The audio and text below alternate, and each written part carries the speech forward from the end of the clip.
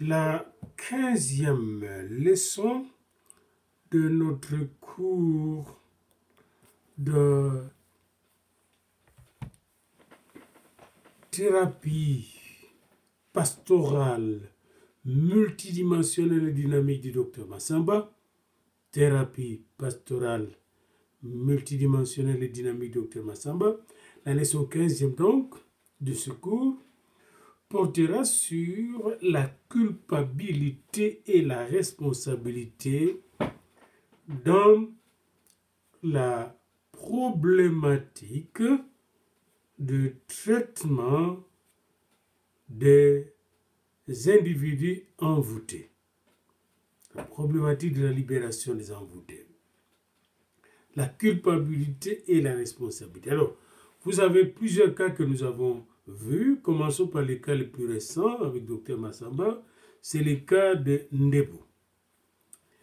Le problème fondamental qui était lié à l'impuissance sexuelle de Ndebo et à sa maladie était celui de la culpabilité. Ndebo se sentait coupable, d'avoir noué des relations conjugales ou de concubinage avec une femme qui était sa cousine consanguine. 2, il se sentait coupable de n'avoir pas versé la dot. Et il se sentait aussi coupable du fait que ces femmes, les considéraient comme, ces deux premières femmes, les considéraient comme ne les aimant pas à cause du fait qu'il a pris une troisième femme. Vous voyez, la culpabilité à tous les niveaux. Riche qu'il était, il ne pouvait pas acheter sa conscience. Ndebo donc se sentait coupable. Et dans la société traditionnelle, le paiement de la dot en totalité ou en partie était une condition indispensable du succès d'un mariage. Que ce soit un mariage polygamique ou non polygamique, il fallait payer la dot. Alors non seulement que pour la fécondité de la femme, mais aussi pour la sexualité du mari, la dot était indispensable. Celui qui ne versait pas la dot, eh bien sa femme risquait gros de ne pas mettre au monde, de lui-même risquait gros de ne pas fonctionner sexuellement, de ne pas bien fonctionner sexuellement. La polygamie et la jalousie des deux premières femmes ne semblent pas, dans ce cas de Ndebo, ne semblent pas une explication adéquate à sa maladie ou à son impuissance sexuelle. La polygamie étant d'ailleurs acceptée dans sa culture. Ndebo déclara, et ces deux femmes le confirmèrent. Le confirmèrent quoi? Qu'elles étaient d'accord qu'ils prennent une troisième femme. Or, il avait un sentiment de culpabilité envers ces deux premières femmes, lui-même Ndebo, bien qu'elles aient été d'accord. Pourquoi? Parce que Ndebo pensait que ces femmes croyaient qu'il ne les aimait pas beaucoup. Et c'est pour cela qu'il a pris une troisième concubine. Cette culpabilité troubla temporairement les rapports sexuels de Ndebo avec ses deux premières femmes. Fonctionnait pas. Et son sentiment de culpabilité le privait de satisfaction sexuelle, non seulement vis-à-vis de ses deux premières femmes, mais aussi vis-à-vis de sa concubine. Pendant un certain moment, il déclara au pasteur Massamba qu'il n'arrivait pas à l'orgasme, même pas à l'éjaculation. Il devint alors nerveux et commença à souffrir de douleurs, de maux de tête et des sensations de fatigue. Douleurs, maux de tête, sensations de fatigue. C'est ce qu'on appelle la névrose hypochondriaque. Notez ça, la névrose hypochondriaque. Les douleurs généralisées et le maux de tête, dans ces cas-là, dans ces cas de névrose hypochondriaque, peuvent convenir à l'une des interprétations qu'un spécialiste, le docteur Finichel, un spécialiste de la névrose, a donné concernant la névrose hypochondriaque. Pour Finichel, la névrose hypochondriaque résulte d'un excès de tension sexuelle, c'est-à-dire d'insuffisance de l'orgasme. Lorsque la personne n'a pas de plaisir ou ne fonctionne pas au lit, il devient très tendu. La personne qui est habituée d'aller chercher le plaisir sexuel est très tendue. Et quand l'individu, selon Finichel, ne peut pas décharger son excitation sexuelle, il ressent un état de tension issu du conflit entre les forces de défense et les besoins sexuels elles-mêmes. N'oubliez pas que par la sexualité, l'homme défend sa virilité, sa masculinité. Et alors quand il ne fonctionne pas, il perd sa virilité, il perd sa valeur masculine. Par conséquent, il y a un conflit entre les forces de défense et la sexualité, les besoins sexuels. Il est alors tendu, fatigué, irritable et développe habituellement des douleurs corporelles généralisées. C'est ce qu'on appelle la névrose hypochondriaque. La maladie d'Endebou concorde donc avec la compréhension africaine des actes humains. Ils ne sont jamais neutres. Une maladie en Afrique ne vient pas de microbes, totalement de microbes, ou de virus ou d'autres causes naturelles. C'est toujours le ndoki, les sorciers, les moulogis qui est derrière les attaques maladives ou les maladies. Alors, c'est ce que pensait aussi Ndebou. Alors, voyez-vous, la fidélité à la culture est à la fois une force positive et négative. Disons d'abord, quand on est fidèle à la culture, on jouit de la protection du clan. Mais en même temps, un aspect négatif, on est esclave du système. Vous voyez. Mais ceux qui sont dans le système pensent que quand ils respectent les interdits, ils respectent les aînés, ils donnent tout ce qu'il faut selon la loi clanique, ils sont bien. Donc, le respect des principes du clan, la fidélité aux préceptes, aux lois claniques est une force positive pour eux. Tandis que l'infidélité aux principes et à la tradition et aux préceptes du clan est une force négative. Parce que l'infidélité ouvre la voie aux attaques sorcellériques et expose l'individu aux attaques sorcellériques puisque les anciens enlèvent leur protection sur cet individu qui est rebelle. C'est d'ailleurs un moyen pour le punir. Un mauvais acte moral est étranger au milieu, inacceptable, coupé du système culturel, ainsi nuisible à l'individu qui pose cet acte et à la société. L'acte appelle la punition sur la personne coupable et responsable. La culpabilité Ndebou était profonde et trouvait son expression dans la façon dont son corps répondait à l'acte sexuel.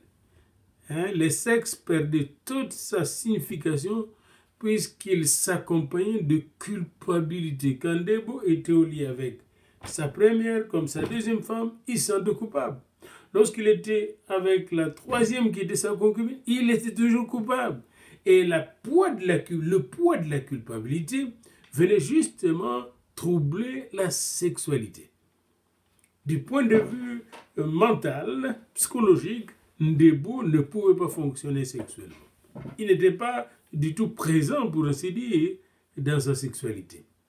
La présence des oncles dans le rêve de Ndebou indiquait l'aliénation où il se sentait par rapport aux gens du village, à cause de sa mauvaise conduite. Vous voyez, il se sentait donc aliéné, c'est-à-dire ayant perdu toute sa valeur humaine. Il a perdu toute sa valeur humaine.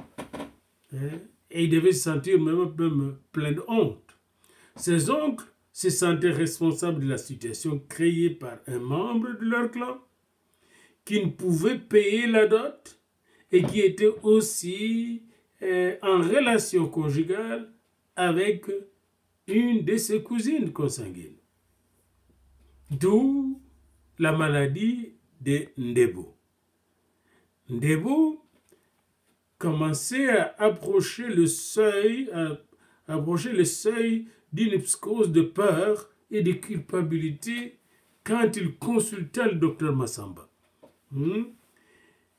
Alors, il est tout à fait habituel que l'intéressé n'ait pas essayé de trouver parmi ses frères du clan des sorciers. Il n'a pas essayé. Il a directement dit, je n'ai pas payé la dot, puis je pense que je suis coupable envers mes femmes, mes deux premières femmes, pour avoir pris une troisième femme, en plus, sans tenir compte de leurs besoins, sans tenir compte de leurs valeurs, etc. Je suis coupable envers mes deux premières femmes, et je suis en même temps coupable envers la troisième femme pour ne l'avoir pas mariée. Alors, il se sentait coupable, l'individu peut accepter, et là, il a accepté de payer la réparation, même d'aller faire le mariage de la troisième femme. Alors, son malheur, Ndebo ne considérait pas que son malheur venait de lui-même. Or, une analyse froide du comportement de Ndebo, n'oubliez pas que vous avez appris avec moi la thérapie comportementale. Comment un homme âgé de plus de 50 ans peut-il vraiment vivre solidement sur le plan sexuel en ayant 3 femmes? Vous voyez, ça c'est son comportement. Vous voyez, en ayant 3 femmes.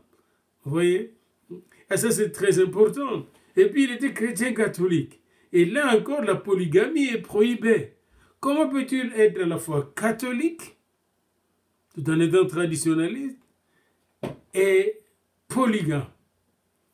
Et en plus de sa troisième femme, Ndebo n'avait pas la seule femme, il y avait aussi d'autres femmes à côté. Alors, toutes ces responsabilités, il ne les prend pas. Il prend plutôt la responsabilité au niveau mystique. Il dit, je n'ai pas payé de dot pour ma troisième femme, pour ma concubine. Je me suis mis ensemble avec ma cousine consanguine. Mes femmes ne sont pas contentes du fait que j'ai une troisième femme, etc. Donc, tout ça, il projette sa culpabilité sur d'autres personnes. Il ne prend pas au sérieux sa responsabilité. Et du point de vue comportemental, il faut que, comme thérapeute, vous puissiez mettre un tel client devant ses responsabilités. C'est aussi cela la thérapie dynamique et multidimensionnelle. Une thérapie qui prend en compte toutes les dimensions de la problématique du problème du client et en même temps qui est dynamique, c'est-à-dire qui découvre d'autres éléments qui entrent en jeu dans le problème. Il y a des dynamiques, des composants dynamiques qui entrent en jeu. D'où l'infidélité, le fait d'avoir plusieurs femmes, conduit Ndebo à ce problème d'impuissance sexuelle. Et beaucoup de gens ont ces problèmes d'impuissance sexuelle parce qu'ils ont beaucoup de femmes à satisfaire.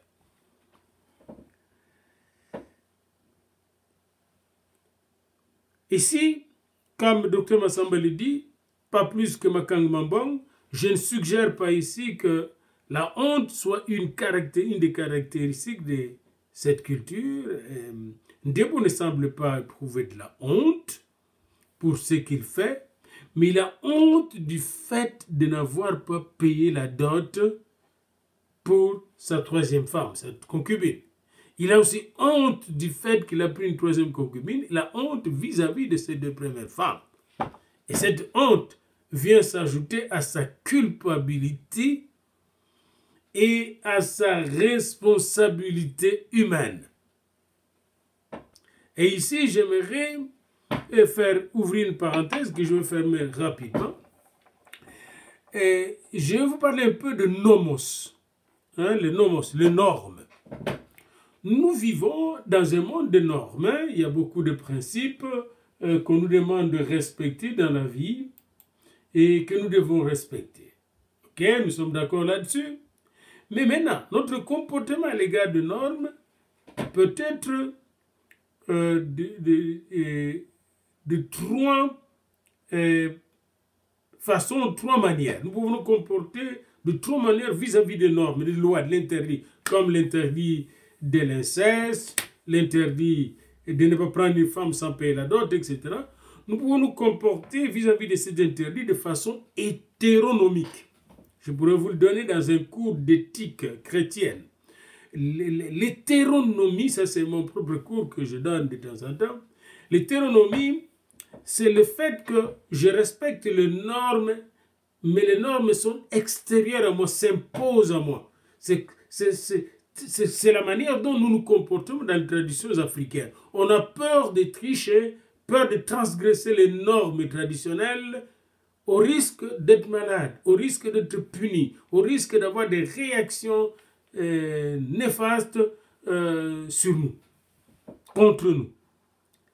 Ça, c'est l'hétéronomie. Et puis vient l'autonomie. L'autonomie, c'est que l'individu elle-même se rend compte que les normes qui sont là sont bien pour moi, pour ma propre vie, pour être heureux moi-même. Par conséquent, je veux respecter les normes. Ça me rend autonome, ça me rend responsable, ça me rend libre, ça me fait épanouir. C'est pour mon autonomie, vous voyez. Nomos, auto c'est j'ai, hétéronomie c'est extérieur. Autonomie c'est moi-même, je suis content de respecter le principe parce que c'est bien pour moi. Puis vient un autre niveau plus poussé et qui n'est pas souvent analysé par les gens, c'est le niveau que j'appelle l'ontonomie. Dans le mot ontonomie, il y a onto. Onto vient de l'être. De l'être même, onto. Eh bien, l'être humain en soi, en tant qu'être de conscience, réalise plutôt que dans son être est inscrit la loi du bien et du mal qu'il faut éviter. La loi du bon et du mauvais qu'il faut éviter, le bon qu'il faut faire et le mauvais qu'il faut éviter. En lui. Et lorsqu'il réalise dans une phase de maturation de son être que cette loi est inscrite en lui, il dépasse la phase de la culpabilité, de la honte et devient lui-même, n'est-ce pas, porteur du bonheur humain. Vous voyez, pourquoi il est porteur du bonheur humain? Parce que en lui est inscrit la loi du bonheur, la loi du respect du bien, la loi, n'est-ce pas, du respect de l'autre est en lui. Vous voyez, est inscrit en lui. Dans la Bible, c'est le prophète, je pense, Jérémie qui en parle, ou Ézéchiel qui en parle, je dois vérifier cela, lorsque Dieu dit qu'il va écrire dans le cœur de ses enfants israéliens sa loi un jour. Eh bien, quand la loi de Dieu est inscrite en nous, et ce qui se passe quand nous recevons le Christ vient avec l'être de Dieu. Il vient avec la nouvelle, à travers la nouvelle naissance, il vient nous régénérer, nous donner une nouvelle nature. Et cette nouvelle nature porte en elle la loi de Dieu, qui est la loi de l'amour, n'est-ce pas? La loi de la vérité, la loi du bien, la loi du bon. Eh bien, cette loi est le juge de notre conscience et de notre inconscience. Vous voyez? Alors, je ferme cette parenthèse et il me semble que même le païen ont une conscience du bien et du mal. Même le voleur, il sait qu'il vole. Il sait qu'il vole. Les criminels qui tuent, sait qu'ils tuent. Pourquoi il a honte lorsqu'on l'amène au tribunal. Parce que sa conscience lui parle. Il y a la partie autonomique, l'être autonomique qui réagit contre tout le mal qu'on fait. Il y a un être autonome, même si on l'étouffe, même si on l'ignore. Il y a cette voix qui parle comme lorsque Caïn avait tué son frère, la voix de son père, son frère qu'on y a parlé. C'est ce que nous dit d'ailleurs Paul dans l'Épître aux Hébreux. Hein, il y a des gens qui disent que l'Épître aux Hébreux n'a pas été écrite par Paul, c'était notre problématique. Ce n'est pas mon problème maintenant. Mais l'auteur de l'Épître aux Hébreux nous parle de la voix d'Abel qui crie, le sang d'Abel qui crie vers Dieu, et que le sang de Jésus crie plus fortement que le sang d'Abel. Eh bien, le sang qui crie, c'est l'être pur, l'être qui vient de Dieu, qui crie justice. Et je crois que Nebo, comme les autres cas que nous avons examinés, manifeste clairement ce problème de l'être intérieur qui réagit contre le mal et qui cherche le bien. Même le sorcier le plus dangereux, il y a un moment donné de sa sorcellerie, comme cette femme qui est venue confesser elle-même qu'elle avait tué ou mangé 18 personnes, probablement qu'elle avait empoisonné coup sur coup ces gens. Et bien cette même femme avait affaire à sa conscience quand elle était malade. Elle est allée trouver le prophète Mampouya en Giringiri pour se faire libérer et se faire guérir parce qu'elle était consciente qu'elle avait fait du mal. Je ferme cette parenthèse et je reviens au problème de la culpabilité et de la responsabilité. Alors, la personne qui se sent coupable, évidemment, a honte. Pourquoi la personne a honte? Il a honte parce qu'il y a un échec qui le prouve, un échec à s'élever à l'idéal défini dans la culture. Vous voyez, lui, comme un homme qui a réussi, Ndebou, l'idéal, c'est que quand il prend une femme, surtout dans son village, il doit payer la dot.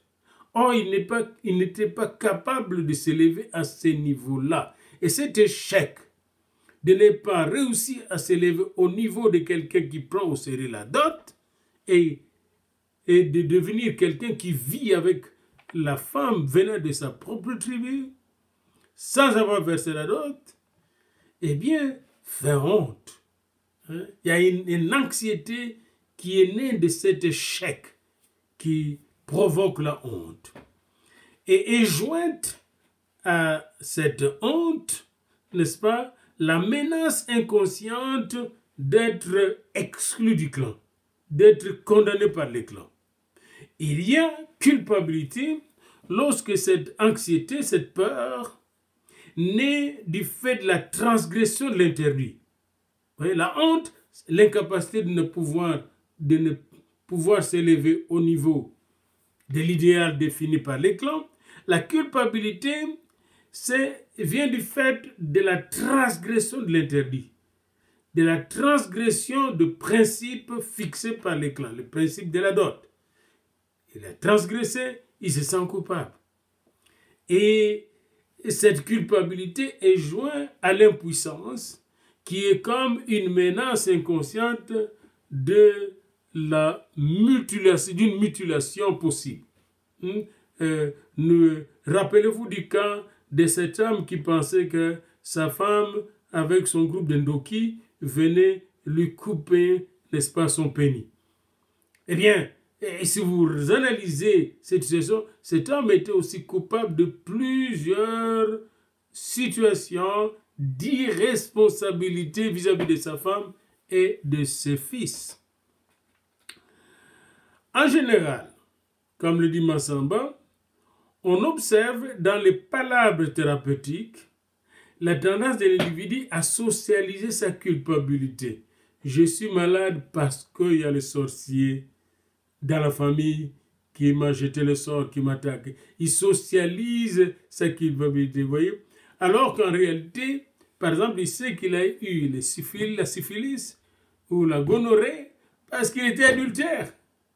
Ou il est impuissant parce qu'il y a trop de femmes. Vous voyez? Non, il projette sa culpabilité sur les autres. Alors, il socialise sa culpabilité. Vous voyez? La culpabilité devient sociologique, collective, au lieu d'être individuelle, clanique, au lieu d'être individuelle. Nous devons apprendre à nous comporter en responsable et non en irresponsable. Le problème est culpabilité et responsabilité. Hein?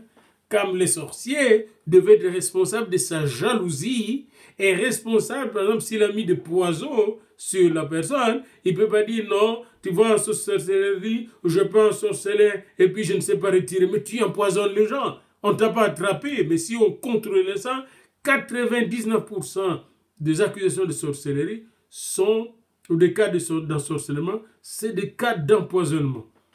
Et ça, c'est encore un travail que nous pouvons examiner de plus près. Beaucoup de gens qui se disent sorciers sont des spécialistes en empoisonnement. Eh bien, l'empoisonnement existe partout dans le monde. Vous voyez?